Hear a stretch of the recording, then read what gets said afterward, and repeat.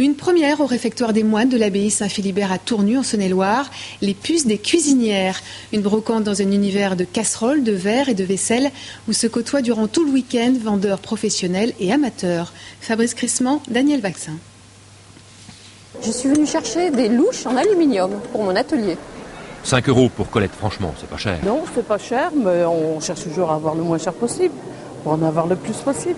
On trouve des choses quand même de qualité et puis des jolies choses anciennes qui rentrent très bien dans une maison, les vieilles maisons bourguignonnes. Je vais aux puces, je passe par les puces, je reviens des puces. Les puces se conjuguent à tous les temps, par tous les temps. Ici, on est à l'abri. Et depuis plus de 100 ans, on dit qu'à l'époque, à Saint-Ouen, un chineur observant les étalages du haut des fortifications se serait écrié « Ma parole, c'est un marché de puces ». Depuis, grâce aux puces, on peut faire un saut dans le passé. René Pierre-Georges est montreur de tomates anciennes. Une purple calabache, ça c'est la cœur, l'andine cornue, les prunes noires, la tomate ananas.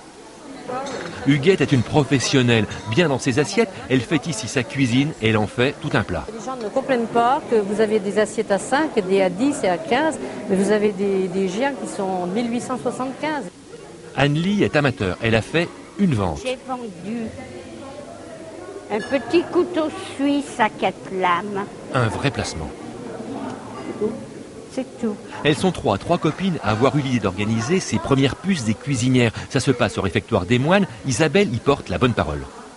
On a des placards qui sont remplis de vaisselle, d'ustensiles de cuisine et on s'est dit hop, on va faire un grand ménage là-dedans. Et donc du coup, avec 2 autres amis, on a monté une petite association et on s'est décidé pour faire des puces des cuisinières.